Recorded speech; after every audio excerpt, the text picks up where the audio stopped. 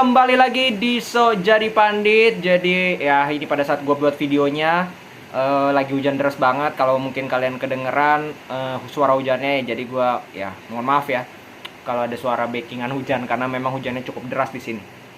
Oke, jadi gue kembali lagi. Gue akan membahas tiga pertandingan lebih tepatnya yang cukup menarik untuk dibahas. Satunya dari Champions League, satunya dari EPL, dan satunya dari La Liga. Kita mulai dulu dari Champions League. Ada Chelsea dan juga Borussia Dortmund. Jadi Borussia Dortmund main leg pertama itu di Signal Iduna Park, which is adalah kandang dari Borussia Dortmund. Mereka bisa meraih kemenangan 1-0 lewat gol Karim Adeyemi. Nah, kita bahas dulu dari starting 11. Dortmund main dengan formasi 4-3-3 atau 4-1-5-1, 4-1-4-1 atau 4-3-3 ya, nggak jauh beda. Dengan di belakang kipernya Kobel, ini which is mainnya luar biasa, 7 save bisa dilakukan. Terus backnya itu ada Guerrero di kiri, Slotterberg itu di tengah dengan si Sule. Back kanannya itu Marius Wolf. Di tengah itu ada Emre Can sebagai angkor DM. Di depannya Emre Can ada 4 pemain, Adeyemi, Oskan, Bellingham, dan juga Julian Brand. Dan di depan ada Sebastian Haller. Nah, Chelsea tampaknya Potter sudah mulai konsisten dengan memainkan formasi 4-2-3-1.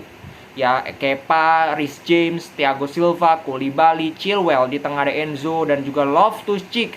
Di depan ada Ziyech, Joao Felix, Mudryk dan juga Havertz. Jadi ini kalau nggak salah nggak beda jauh pada saat mereka menghadapi di pertandingan sebelumnya lawan Fulham, walaupun mereka West Ham ya, mereka imbang 1-1. Cuman bedanya kali ini Ziyech yang main, bukan si Madueke itu. Nah, kalau secara permainan ya di awal-awal memang Chelsea kelihatan lebih mendominasi, jujur. Ya Chelsea bisa gue katakan lebih mendominasi, tapi Dortmund ya seperti gue bilang di preview bahwa penampilannya mereka ini sedang bagus-bagusnya. Ya terutama defense mereka cukup rapi dengan Emre Can mainnya. Ya mereka cukup rapi, definitely cukup rapi. Ya Chelsea dapat banyak sekali peluang, ya tendangan-tendangan yang bisa di save. Ya Joao Felix itu sampai nendang 4 kali. Ya Havertz itu nendangnya 4 kali. Ziyech nendangnya 4 kali juga. Walaupun masing-masing hanya 1 shot on target dari masing-masing pemain itu. Ya Enzo pun kalau nggak salah melakukan shots, ada 2 shots on target dari jarak jauh dan dua-duanya bisa ditepis oleh Kobel. Jadi Kobel ini kiper yang penampilannya cukup bagus di pertandingan tadi, sehingga Chelsea tidak bisa cetak gol. Nah, masuk babak kedua, kecolongan lah Chelsea lewat golnya Karim Adeyemi. Salah siapa itu? Ya, gue mau gimana ya? Gue mau menyalahkan Enzo karena dia di posisi tersebut, dia kalah sprint. Mirip golnya Bale pada saat Bartra, tapi nggak juga sih. Kalau Bale Bartra itu kan benar-benar dia benar-benar di pinggir lapangan. Kalau ini di tengah. Intinya adalah Enzo itu kalah speed oleh Karim Adeyemi dan dia bisa cetak gol. Golnya keren by the way, ngelewatin kiper. Ya, that's it. Ya Dortmund juga tidak membuat banyak peluang, Haller tidak dapat peluang besar, Oskan pun demikian. Dan yang gua suka sih dari Dortmund ini, mereka mengandalkan pemain-pemain muda ya. Kalau lihat skuadnya Dortmund ini banyak pemain muda, banyak sekali pemain muda. Kalau di starting 11 yang senior itu praktis cuman si Rafael Guerrero udah 29, nggak tua-tua amat. Sule pun 27, nggak tua-tua amat. Marius Wolf 27, mungkin yang tua Emre Can. Emre Can pun paling tua 29, dengan Haller pun sama 28, 29. Nah, sisanya Bellingham 19. Oscar 25, Adeyemi 21, Slotterberg 23, Kobel pun 25 kalau nggak salah. Ya 25. Jadi skuadnya ini cukup muda. Ditambah di bench pun yang senior itu praktis cuman Munier, Hummels dan juga Marcus Royce. Sisanya Dahoud, Giovanni Reina, Donny Malen, pemain yang dimasukkan Jamie Boyne, Gittens masih 18 tahun. Julia Yerson masih 25 tahun, Anthony Modeste yang udah tua ya, 34 tahun. Jadi relatif skuad Dortmund ini masih muda dan mereka menunjukkan penampilan yang impresif. Ya impresif itu dalam arti mereka tidak butuh banyak peluang untuk bisa cetak gol. Mereka hanya dapat 1 peluang besar ya dari ADM itu. Sedangkan Chelsea dapat 3 peluang besar, tiga-tiganya tidak bisa menjadi gol. Itu yang menjadi problem dari Chelsea. Sulit mereka untuk bisa cetak gol. Ya dari pertandingan lalu, 3 pertandingan terakhir di Premier League mereka hanya cetak 1 gol. 1 gol. Ya, jadi mereka ini kesulitan untuk bisa mencetak gol. Nggak heran, karena apa? Lini depannya adalah seorang Kai Havertz yang ketahuan cetak golnya itu sulit. Ditambah Mudryk, Joao Felix oke dengan skill individunya, tapi kalau Joao Felix tidak bisa cetak gol, bukan salahnya dia juga, karena dia sebagai pemain yang striker lubang lah, playmaker juga, nomor 10.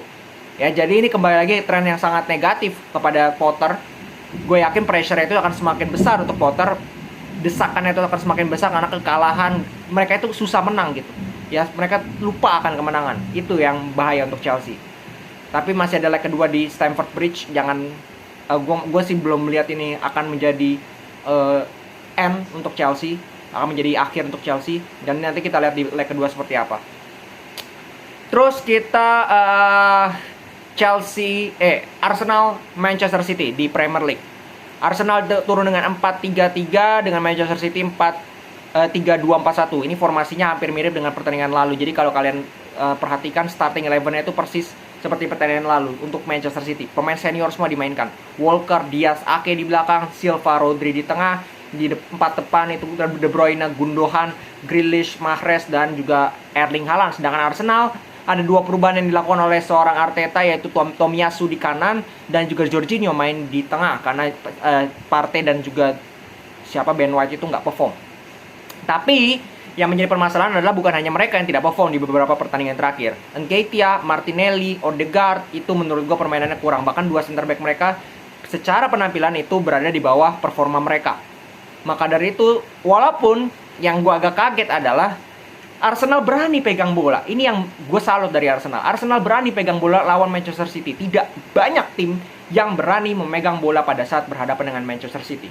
Ball possession, Arsenal itu menang 64%. Gue jujur belum pernah lihat City sampai 36% doang menguasai pertandingan. Ya. Dan 2 gol itu kan, 2 golnya City di akhir, Grealish sama Haaland, itu kan transisi.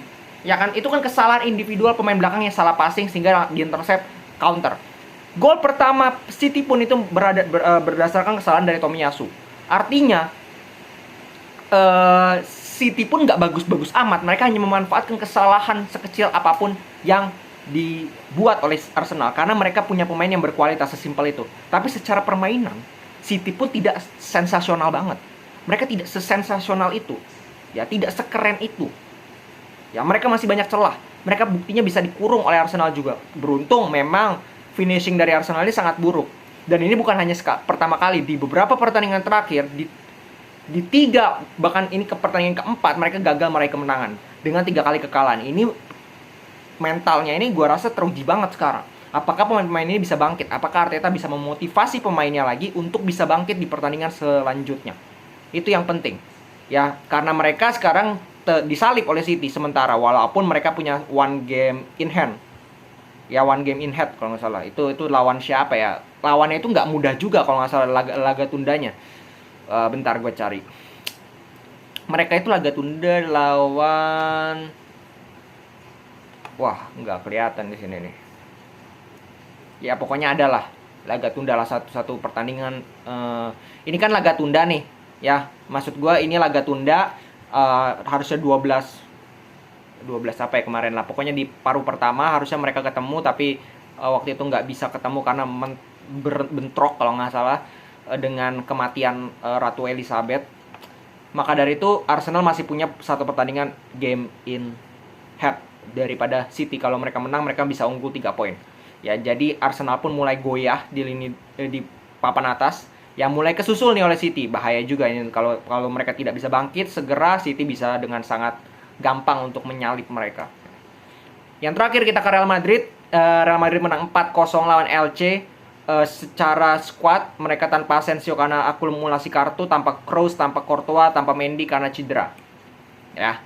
Dan squad yang diturunkan Ancelotti cukup menurut gua apresiasi sekali untuk Ancelotti, yaitu di lini tengah tidak memainkan Modric sejak awal, yaitu trio Ceballos, Camavinga, dan juga Valverde, dan terbukti mainnya keren by the way.